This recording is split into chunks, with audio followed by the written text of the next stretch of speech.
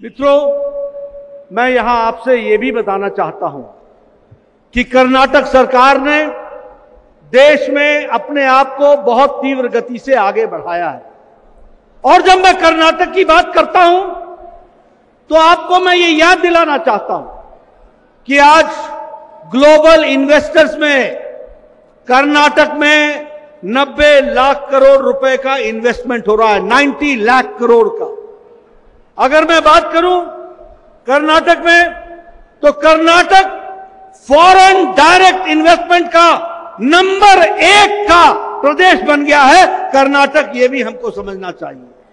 अगर मैं बात करूं एयरक्राफ्ट में और स्पेसक्राफ्ट में, तो 25%, 25% स्टेट क्राफ्ट में, एयरक्राफ्ट में कर्नाटक की हिस्सेदारी है। और 70% जो एयरक्राफ्ट बन रहा है, 70% वह एयरक्राफ्ट और हेलीकॉप्टर्स कर्नाटक में बन रहे हैं। यह भी हमको ध्यान में रखना चाहिए। उसी तरीके से कोंकण रेलवे का 100% इलेक्ट्रिफिकेशन हो रहा है।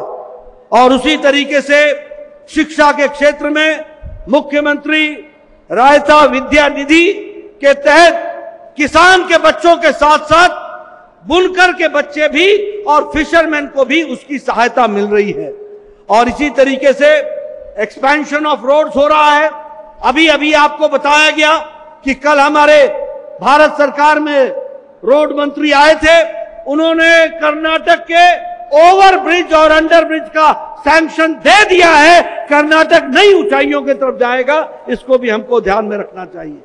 मैं यहां यह भी आपको कहना चाहता हूं कि आप इनोवेशन में, इंडेक्स में Karnataka is number 1 innovation index में। और मैं यह भी बोलना चाहता हूं कि ग्रीनफील्ड एयरपोर्ट में रायचूर में 186 करोड़ का नया एयरपोर्ट बन रहा है। वहीं केम्पेगौड़ा का जो नंबर 2 का, केम्पेगौड़ा का नंबर 2 का जो फेज है, वह अभी प्रधानमंत्री मोदी जी ने समर्पित कर दिया है।